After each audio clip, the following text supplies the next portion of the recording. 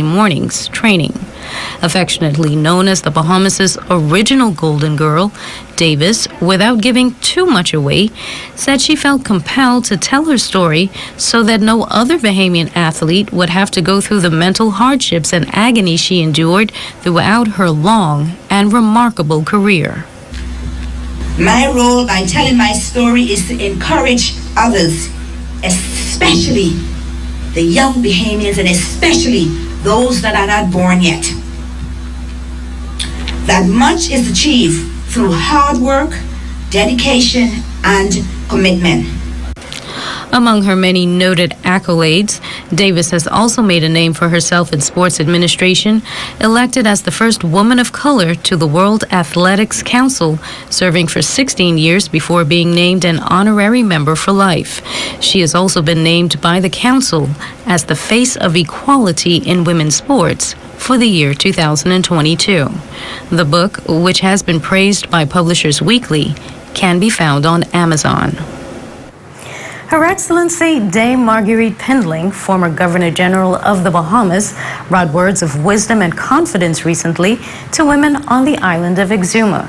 The first Exuma Women's Wellness and Empowerment Summit was hosted at the Blue on the Water Resort and Bar on March 1st and featured presentations from several self-made and community-minded women. The Exuma Women's Wellness and Empowerment Summit is the brainchild of Cecilia Cooper, wife of Deputy Prime Minister and Minister of Tourism, Investments and Aviation, the Honorable Chester Cooper, who also serves as the Member of Parliament for the Exumas and Ragged Island, and Exuma entrepreneurs Marsha Musgrove and Samantha Wong Sang. Among the presenters, these ladies had a common message of support and empowerment while sharing their individual challenges with becoming self-made entrepreneurs. They also used the opportunity to highlight domestic violence and sexual abuse among women and children and their experiences as advocates against these social ills. The event, dubbed a deliberate meeting of the minds by Cooper, was a showcase of partnerships among the key stakeholders for the holistic advancement of women, not just on Exuma, but everywhere in the Bahamas. That's it for this week of Your Government in Action. Thank you for joining us. I'm Tammy Dean. See you again next week.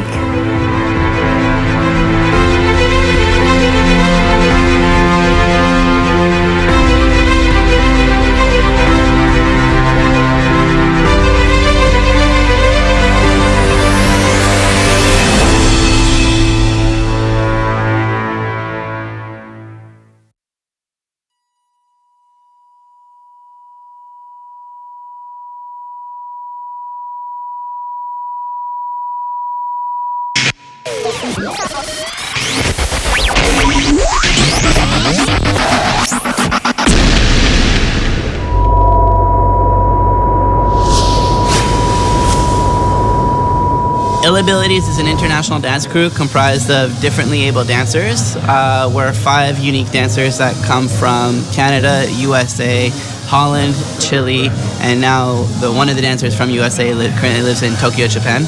Each dancer has been internationally recognized to be some of the best in the world.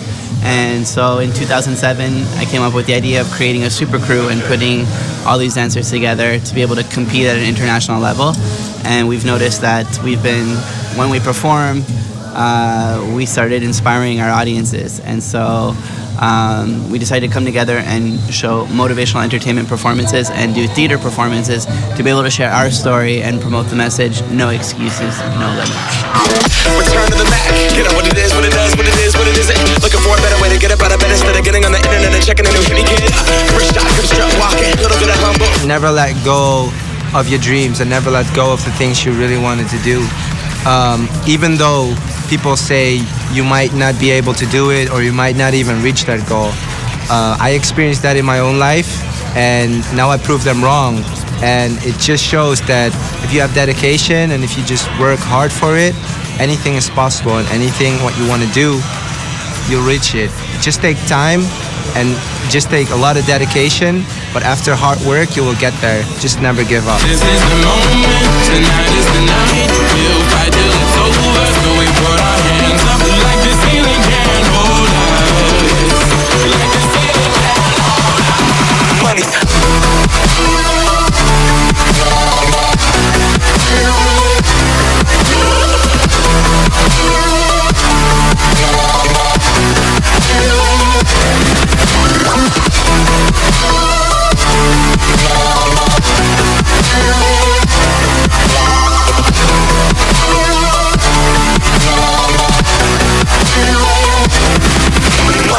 And I'm eating at the beat like it gave a little speed to a great white shark on shark week.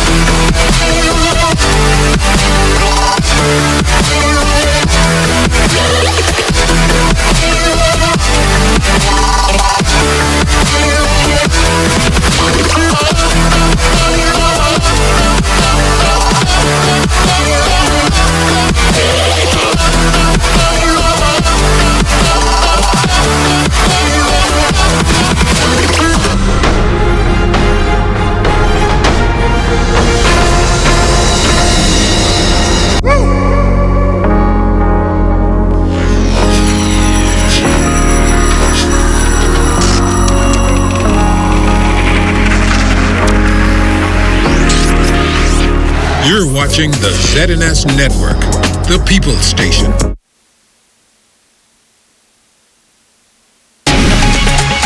Coming up in the news, the island stakeholders and business leaders gathering for the 23rd annual Grand Bahama Business Outlook.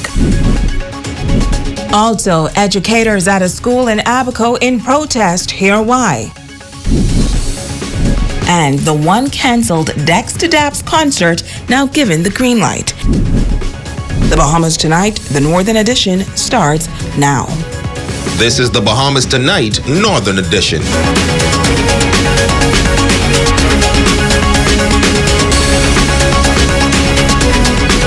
Good evening, Bahamas. I'm Shoshana Wolf-Arkeson. As always, it is so great to have you with us. Topping news this Monday evening, while unemployment numbers remain high on Grand Bahama, one international body is hoping to find ways to address the situation. The International Labor Organization was on Grand Bahama this past weekend, and they say that their goal is not only to find ways to get more persons back to work, but to also earn a decent living. Our Jamila Mizik has the top story. Members of the International Labor Organization on a week-long mission in Grand Bahama. Those members, along with others from the National Tripartite Council, meeting with the Minister for Grand Bahama, the Honorable Ginger Moxie. Director of the ILO Office for the Caribbean, Dennis Zulu, explaining that the purpose of the visit is to see how best they can assist in dealing with problems of unemployment and getting Grand Bahamians back to work. We've been looking at capacitating the national partners in terms of results-based management, so going through with the concepts and how to do results-based management.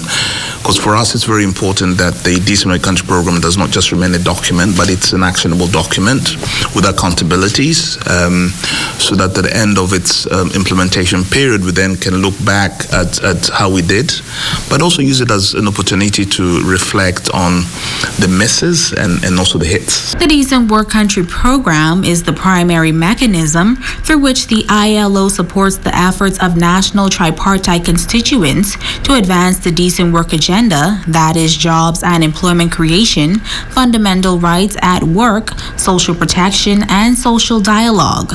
Zulu adding that the visit was important to show that the Decent Work Country Program is not Nassau-centric. The Grand Bahama is an important component of the Commonwealth of the Bahamas. So we really wanted to come and have a chat with you and see what's going on here, because we believe in seeing for ourselves and getting an appreciation firsthand of what the challenges are. We've been briefed about the devastation of the hurricane, and also, as you correctly stated, Madam Minister, post Dorian, then there was the pandemic. So any movements towards progress has now been set back. And we know that working for the International Labour Organization, we see in the region unemployment has been hit terribly. So we're really here to learn and to see and look for opportunities and how we can work together, but also looking at how we can domesticate the This Country program. Minister Ginger Moxie noting that she is a supporter of the labor movement and is looking forward to working with the ILO to create better employment opportunities for residents. We have formed a unit in the Ministry of Grand Bahama called Collaboration, Partnerships for Development. And considering that your organization is an NGO, we look forward to working with you to see how we can get our people back to work and to have great jobs that they can live with dignity. And I look forward to working with you.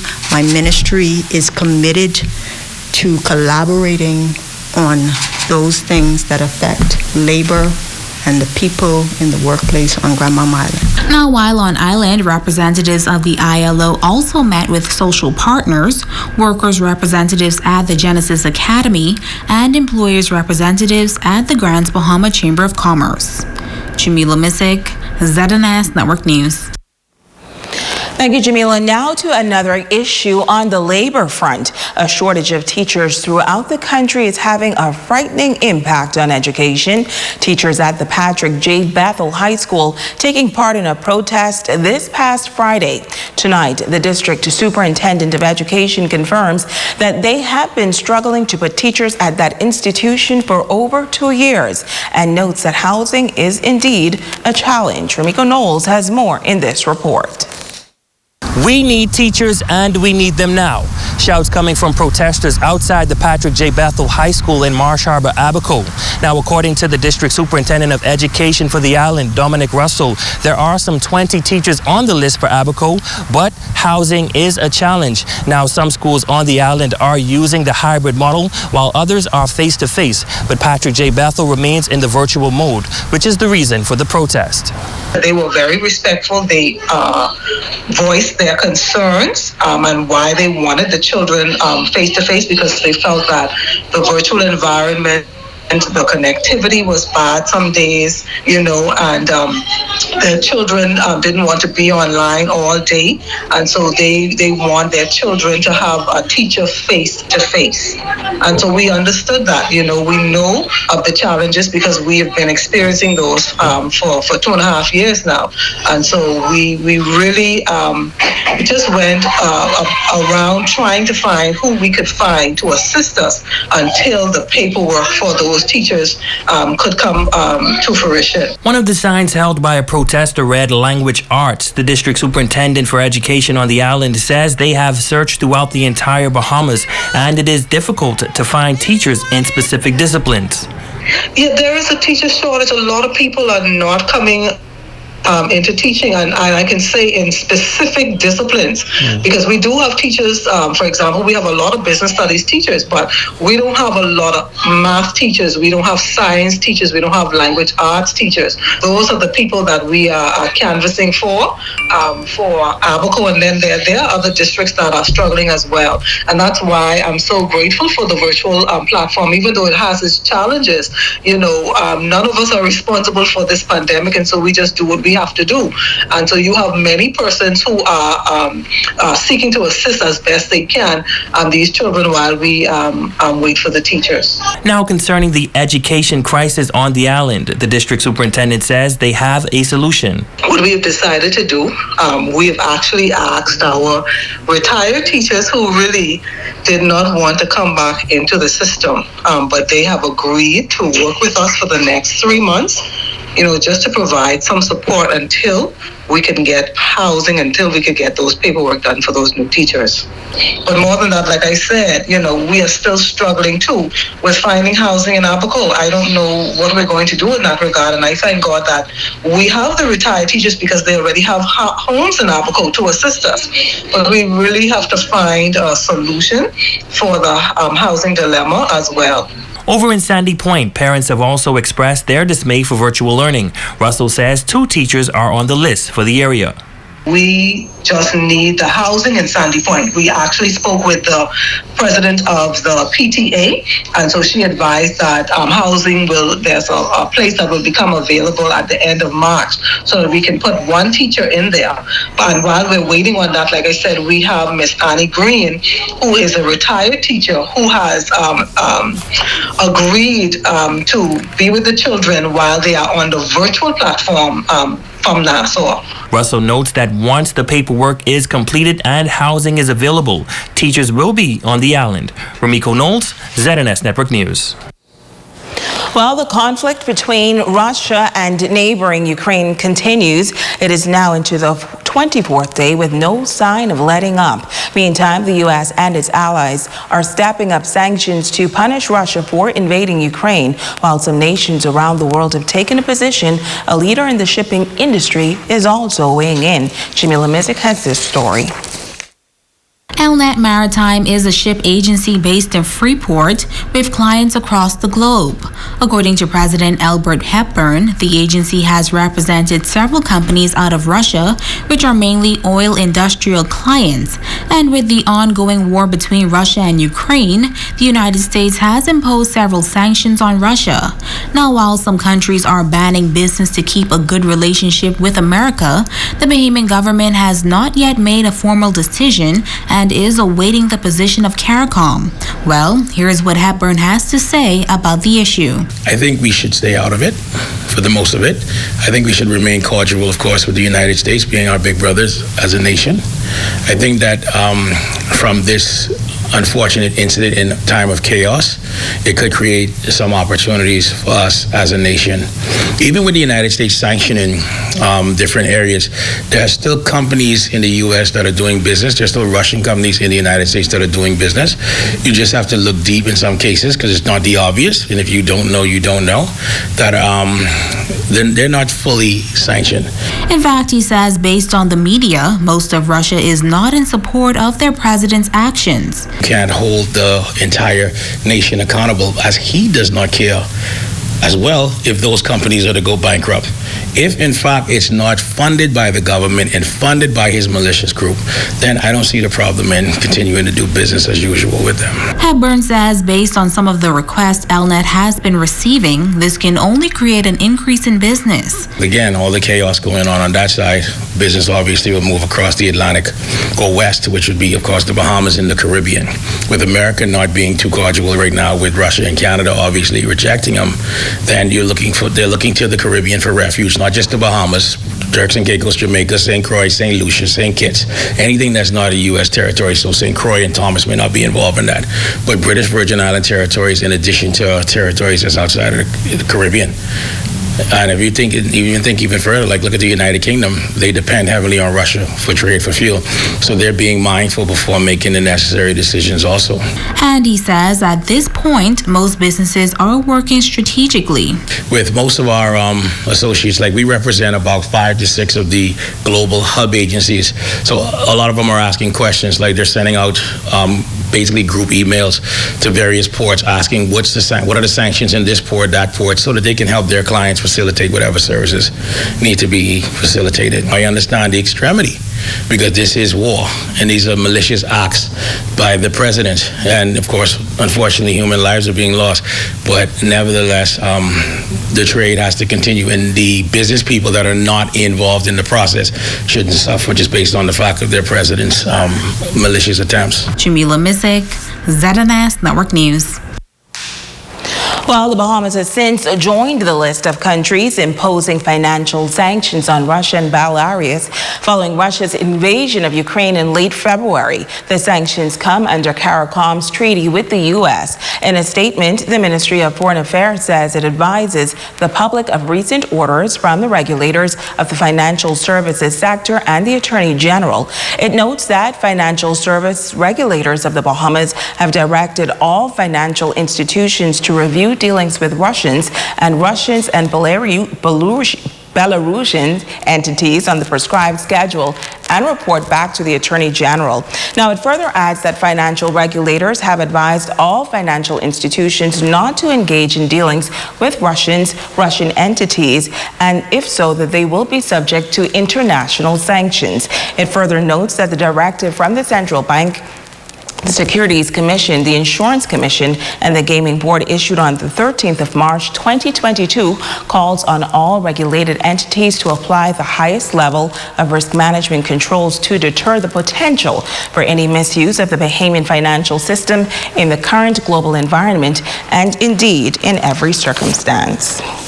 Switching gears now, the 23rd Grand Bahama Business Outlook is slated for this coming Thursday, March 17th. Government officials, the island's business leaders, and stakeholders from across the island will convene to discuss the island's current state and future plans. Here's the report. It's a big lineup for the Grand Bahama Business Outlook that will gather stakeholders throughout Grand Bahama to discuss the current and future path of the island. President of the Counselors Limited, the organizers of the Outlook, Joan Albury, says it is an event Grand Bahamians should attend. Yes, this is your opportunity to hear from the people who run things. Right? This is where you will get the facts. This is not fake news. This is the people who are in charge telling you what their plans are. So it's like you're getting it from the horse's mouth. Among the speakers are the Minister for Grand Bahama, Ginger Moxie, who will present on shaping the future for Grand Bahama, and then the Deputy Prime Minister and Minister of Tourism and Investments, Chester Cooper. And we're expecting that the Deputy Prime Minister will talk to the big projects that Grand Bahamians are concerned about. In fact, he has already mentioned that he will be dealing with one of the items, which is the cruise port. And he mentioned that at the Grand Bahama Business Outlook, he will be discussing what that means for Grand Bahamians. The industrial and financial sectors are also slated to address this year's Grand Bahama Business Outlook, including Alive, the expansion of Doctors Hospital, the West Atlantic Medical Center, and the island's newest distillery. Also, senior officials of the Grand Bahama Port Authority are among the panelists. We will have 3 of the senior executives of the Grand Bahama Port Authority bring us up to date on what is going on with the Port Authority. We know that there are a number of concerns. People are concerned about investments. They're concerned about infrastructure. They're concerned about the environment. Closing out on the future of Grand Bahama will be the past presidents of the Grand Bahama Chamber of Commerce. So we will have Barry Malcolm, Peter Turnquist, Michael Holdings, and the moderator for this panel will be Kevin Seymour as well. So we end the day on the topic, the way forward. Having listened to all of these presentations for the entire day, we begin at 9:30. We end with, okay, we've heard all of this. What is the way forward? And so our former presidents of the chambers, the Chamber of Commerce in Grand Bahama, will speak to that. Interested persons should visit www.tclevents.com. Now, the Grand Bahama Business Outlook will be hosted over the virtual platform Zoom, and the registration fee is $50. Switching gears now, 2 Grand Bahama residents added to the country's COVID death toll, which now stands at 773. The victims are a 44-year-old male who died on February 15th and a 57-year-old female who passed on March 4th. As of March 12th, still 37 deaths remain under investigation. Meantime, new confirmed cases are at 4, all of them on New Providence, making up the count 2 males and 2 females. As for hospitalizations, we're looking at 11, 9 of the sick moderately ill. Police in Bimini arresting 6 men after they were found to be in possession of a number of illegal firearms and ammunition. Reports are that on Sunday, March 13th, shortly after 4 p.m., police were called to the South Bimini International Airport, where 6 men presented themselves at the airport security screening belt. There, they presented a number of bins for screening that was found to be contained of 9.9mm pistols, 1 silencer, 1 Glock magazine, 3.9mm magazines, 7 black magazines, 50.40 hollow tip rounds, 17.40 rounds, 0.9mm magazines, and 157.9mm ammunition. Now, all of which were disguised in various string boxes. Officers of the Bimini Division were called and arrested. One of the males is an American citizen, and the others are all Bahamians. The illegal firearms and ammunition were taken into police custody. Investigation into this matter continuing. And an altercation at the Jack Hayward High School resulting in a male student sustaining serious injuries. Reports say 2 male students were involved in an altercation when one student hit the other over the left eye, the injured student suffering a seizure. EMS were called to the campus of Jack Hayward Senior High School and transported the student to hospital. Now, when ZNS News arrived at the school, the mother of the victim was seen walking in to meet with the principal. The grandmother spoke to ZNS News, and she is alleging that her grandson was struck with a brass knuckle. Reports say officers are still trying to locate the student responsible for causing the injury. Now, school officials confirmed that an incident occurred, but they did not offer an official comment on the circumstances that led to the altercation. It is a story that ZNS News will continue to follow. Stay with us. We'll be back right after this.